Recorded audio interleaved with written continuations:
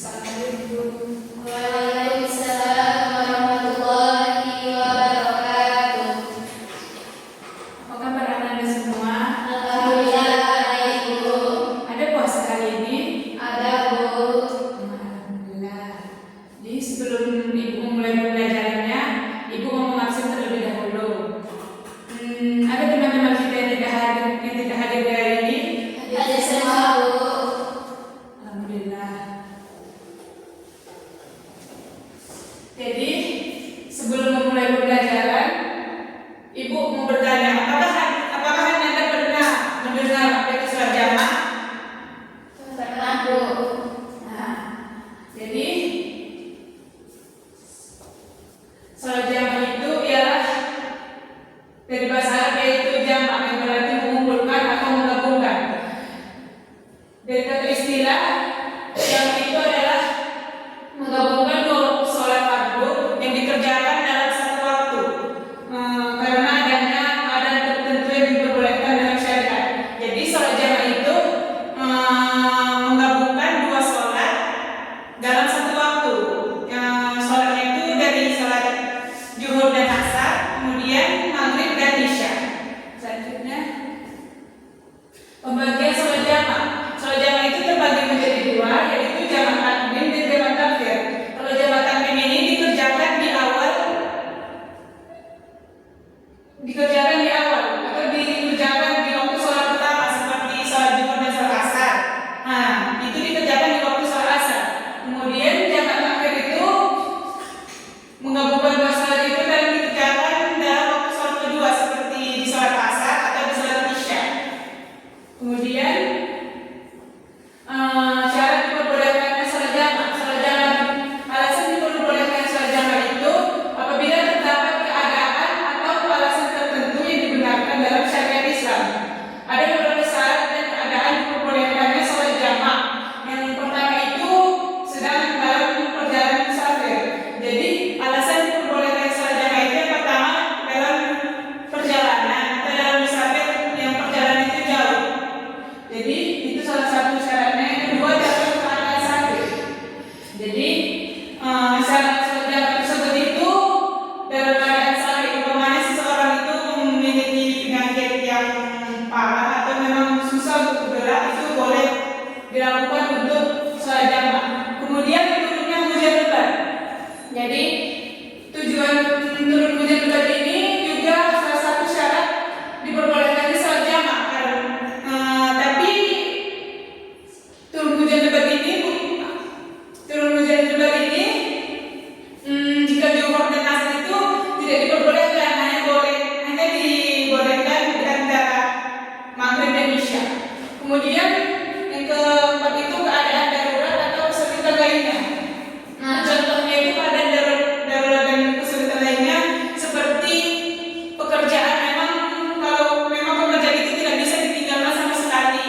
Atau seperti pembelajaran. Nah, kalau makanya kan waktu sholat itu Islam mempermudahkannya. Tidak mesti Islam mempermudahkannya dengan melakukan sholat jamaah tersebut. Selanjutnya dasar hukum sholat jamaah. Yang pertama ialah hadis menjelaskan tentang hukum jamaah. Ibu minta kepada siswa agar membacakan hadis tersebut. Pada Anda dipersilakan.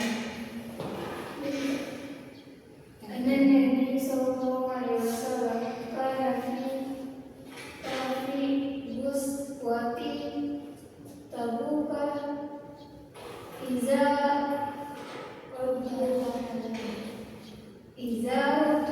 kuntuhala ba'dal maghribi ajjala isya'in wasalaha ma'al maghribi.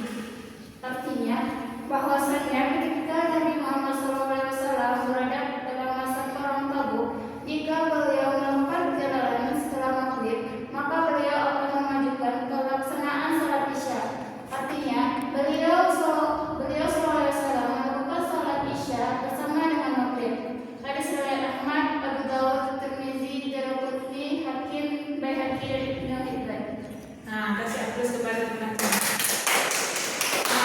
Jadi hadis ini menjelaskan, jadi sholat jamaah ini bukan asal-asalan atau kita itu mengasal-asal untuk sholat jamaah bisa menggabungkan dua sholat. Jadi memang ada hadis tertentu yang diberikan Nabi Muhammad untuk meringankan sholat kita. Kemudian hadis yang kedua itu menjelaskan tentang hukum jamak takhir dan dalam berpergian. Dalam hadis Nabi Sallallahu Alaihi Wasallam menjelaskan an Anas bin Malik radhiyallahu anhu qala kana Nabi Sallallahu Alaihi Wasallam idza tahala qabla an taji'a asy-syamsu akhara az-zuhra ila waqt al-'asr thumma yajma'u bainahuma wa idza ja'at salat zuhra thumma rakiba. Artinya Anas mengatakan jika Rasulullah melakukan perjalanan sebelum matahari condong ke barat, maka beliau mengakhirkan sholat zuhur hingga waktu sholat asar. Setelah itu, beliau SAW akan singgah sebentar dan menggabungkan kedua sholat yaitu zuhur dan asar. Namun jika matahari telah lebih dahulu condong ke barat, maka Rasulullah akan lebih dahulu melakukan sholat zuhur baru kemudian menunggu utaranya. Selanjutnya.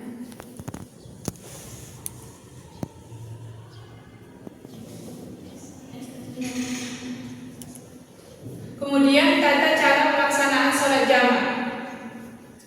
Jadi tata cara melaksanakan sholat jamaah itu, kalau jamaah takdim itu sama saja seperti sholat biasa, cuman yang beda itu cuma waktunya dan niatnya aja. Kalau cara melaksanakan sholatnya tetap sama, rakaatnya juga tetap sama, cuman beda niat dan waktunya aja.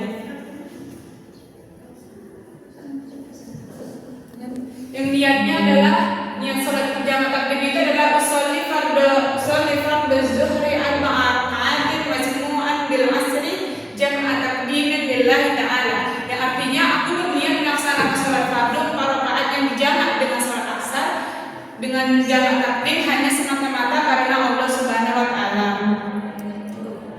Kemudian jamaah takhir juga sama juga seperti jamaah takdim, cuman jamaah takhir ini dikerjakan di waktu akhir. Rakaatnya juga tetap 4, cuman beda niat. Yang ini niatnya usolli fardhu zuhri arba'a raka'atin majmu'an bil asri jam'a takhirin lillahi ta'ala.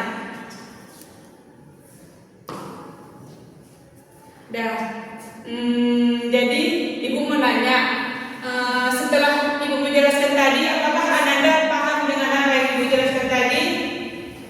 Paham. Dan apa itu ibu menanya juga sama Ananda, apa itu tadi jamaah takdim? Tadi itu menjamak salat yang dilakukan di awal seperti zuhur dan asar dilakukan pada waktu zuhur. Bagus, kasih dulu.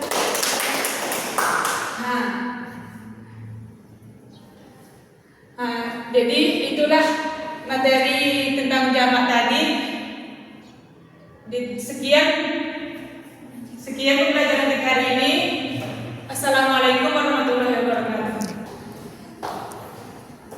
Assalamualaikum. Waalaikumsalam warahmatullahi wabarakatuh. Bagaimana kabarnya Anda? Alhamdulillah baik, Bu. Apakah sehat? Sehat, Bu. Apakah Anda puasa pada hari ini? Puasa, Bu. Baik. Sebelumnya apakah ada dari teman Anda yang tidak hadir? Tidak. Tidak, Bu. Baiklah.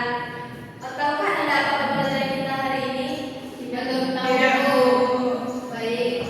Kalau yang minggu lalu Anda masih ingat apa pembelajaran kita? Mari kita pada minggu lalu Anda. Sholat jamaah, Bu. Coba saudari Nia, apa itu sholat jamaah? Sholat jamaah adalah sholat yang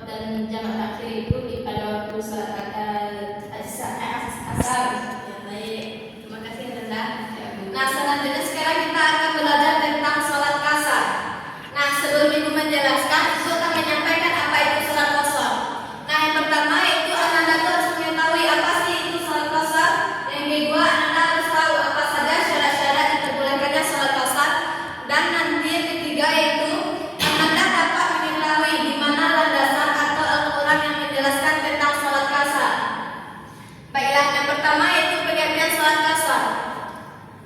Salat kasar adalah kasar itu secara bahasa berarti memendekkan atau meringkas. Salat kasar adalah memendekkan atau meringkas rakaat salat yang berjumlah 4 rakaat menjadi 2 rakaat. Salat fardu tidak semuanya bisa kita kasar. Yang bisa kita kasar yaitu salat berjumlah 4 rakaat seperti zuhur, asar, dan isya. Selanjutnya itu syarat diperbolehkannya salat kasar. Nah, yang pertama yaitu tujuan berpergian untuk keperluan yang wajib. Misalnya itu kita pergi seperti umrah, kita boleh melaksanakan salat kasar. Kalau kita dari kos ke kampus berarti kita tidak boleh melakukan salat kasar. Yang kedua yaitu hukum boleh mengkasar salat ketika telah keluar dari wilayah administratifnya. Yang kedua yaitu hukum boleh salat kasar ketika kita sudah keluar dari wilayah tempat kita berada. Misalnya saudari Sela tinggal di Jawa, mau ke Bukit Tinggi, berarti Sela boleh melakukan salat kasar. Yang ketiga yaitu jarak tempuh berpergian adalah 48 mil, yang mana ukuran berlaku pada dinasti Umayyah. Ada beberapa pendapat tentang jarak tempuh dalam hitungan modern saat ini. Yang pertama yaitu jarak 80,64 km atau 80 kilo. Yang kedua itu 88, yang ketiga 96, dan yang menurut mayoritas ulama yang dipakai pada saat sekarang ini adalah 120 km. Berpergian menggunakan alat transportasi paling modern saat itu. Selanjutnya, yang keempat yaitu salat yang dikasar bukan salat yang dengan status hutang, tetapi harus pada waktunya. Maksudnya di sini, misalnya kan kita kemarin ke salat zuhur, jadi kita tidak boleh mengkasar salat zuhur ke asar besoknya. Selanjutnya itu jika dilaksanakan secara berjamaah, dianjurkan tidak termakmum pada imam yang salat tanpa kasar. Di sini maksudnya kita berimam itu kita tidak boleh mengkasar salat, harus mengikuti imam. Selanjutnya itu mengetahui syarat-syarat mengkasar salat, bukan hanya sekedar ikut-ikutan. Yang mana di dalam mengkasar salat itu kita harus memasang niat dulu sebelum salat kasar. Selanjutnya yaitu meyakini masih belum sampai tujuan. Bila ragu atau yakin bahwa tempat tujuan telah sampai, hanya belum menemukan alamat pastinya. Maksudnya di sini kan kita akan bepergian, kita harus mengetahui sampai mana kita mau bepergian. Misalnya kita berpergian dari sini ke Padang, itu kan bisa kita tahu kan, jadi kita bisa sholat di jalan, kita berhenti dulu. Apakah sampai ini paham, Ananda? Coba saudari Aisyah, apa ada syarat-syaratnya? Sebutkan dua.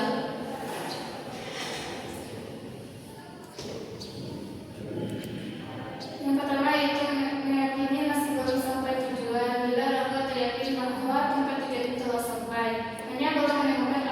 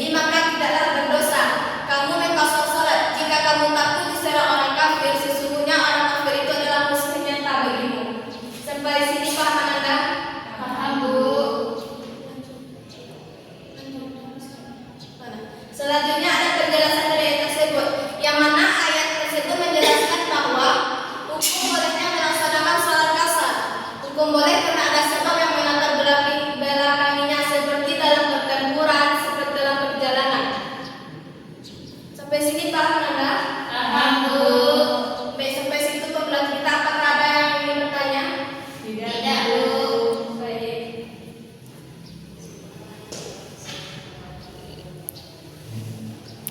Kan tadi kita sudah mempelajari tentang salat kasar.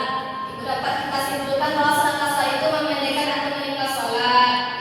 Syarat-syaratnya itu seperti berpergian jauh jarak 150 km. Baik, selanjutnya itu akan masuk tugas buat minggu depan. Tadi ibu sudah menampilkan hadis-hadis tentang diperbolehkannya salat kasar. Nanti yang anda berikan hadisnya, nanti yang anda buat kandungannya. Ya, Bu. Apakah paham? Paham, Bu.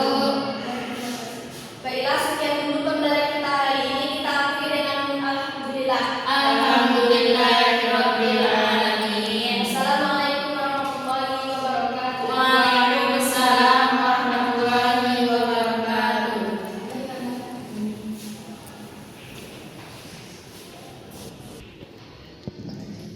Assalamualaikum anak-anak. Waalaikumsalam, Bu. Baik, apa kabar hari ini anak? Alhamdulillah baik, Bu. Ada yang puasa hari ini? Puasa, Bu. Baik, kalau misalkan pada jalan kelas mengingatkan doa terlebih dahulu. Ista'in berdoa mulai.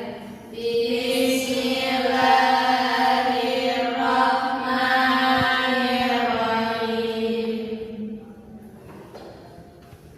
Baik. Pada hari ini siapa yang menjadi Hanya semua, Bu. Baik.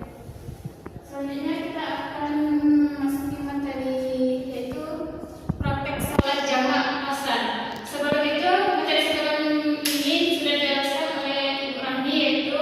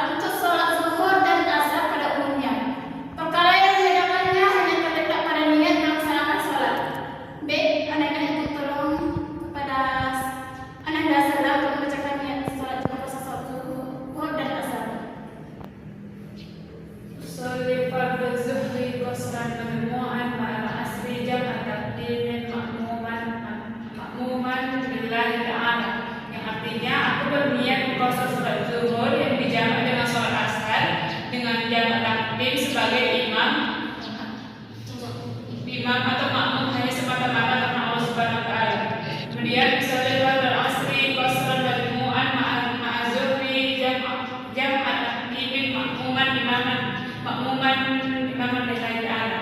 Artinya aku berniat mempuasa sholat asar yang dijamak dengan sholat zuhur dengan jamak takdim sebagai imam atau makmum hanya semata-mata karena Allah Subhanahu wa taala. Baik, terima kasih kepada penjelasan setelah. Selanjutnya ibu akan membacakan niat sholat jamak asar, sholat zuhur dan asar dengan kalimat takhir. Yang berbunyi sholli fardhu zuhri qasran majmu'an ma'al asri jam'an takhiran makmuman lillahi ta'ala. Yang artinya aku berniat mempuasa sholat zuhur yang dijamak dengan sholat asar dengan jamak takhir sebagai imam hanya semata-mata karena Allah Subhanahu wa taala. Selanjutnya yaitu sholli fardhu asri qasran majmu'an ma'al zuhri jam'an takhiran makmuman lillahi ta'ala. Artinya, aku berniat mempuasa sholat asar yang dijamak dengan sholat zuhur dengan jamak takhir sebagai imam hanya semata-mata karena Allah Subhanahu wa taala. Next. Silakan kepada seluruh tenaga yang membacakan esensinya.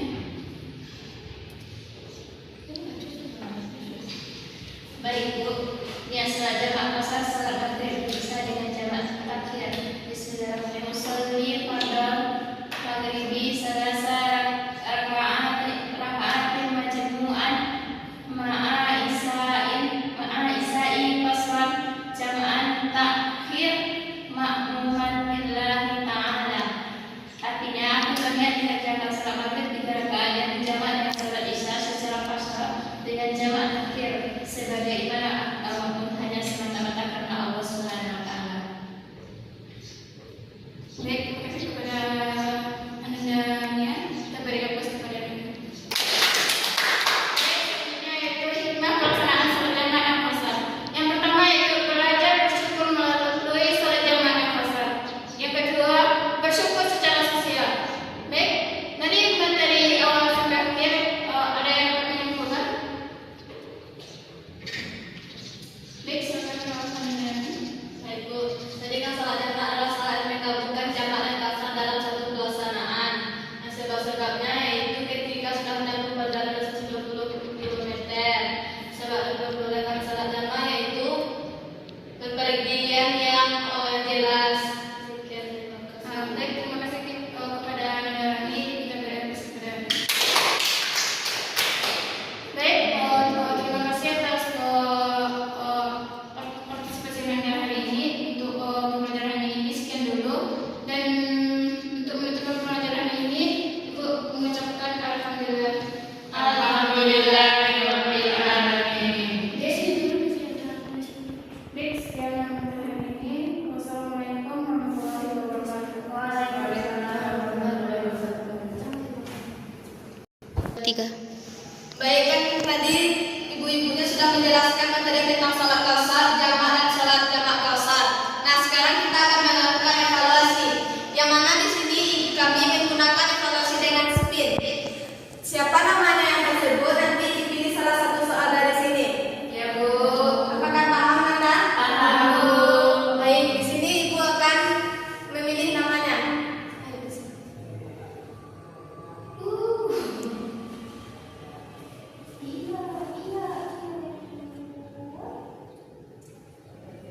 Baik, di situ ada Nia. Baik, nanti Nia memilih salah satu soal ini. Ya Bu. Ya, coba pilih. Yang mana? Gak boleh dibaca ya. Iya Bu. Ini Bu. Baik. Nah, coba Anda bacakan apa soalnya. Sebutkan tata cara sholat jamak qasar. Yang pertama yaitu niat, takbir,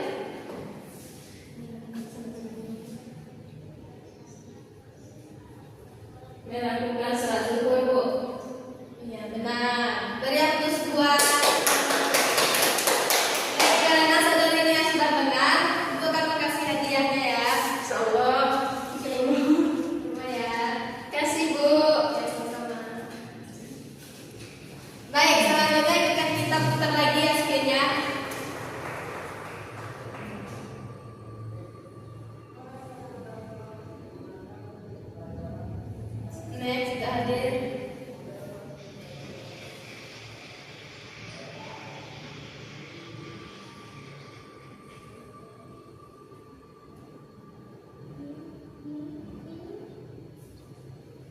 Baik, pada itu kan namanya Sela tuh. Ya, Bu. Ya, Bu. Baik, pada Sela coba bikin salah satu soal.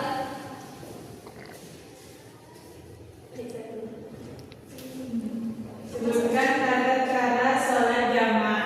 Ya, coba nada saja. Pertama niatnya usolli fardhu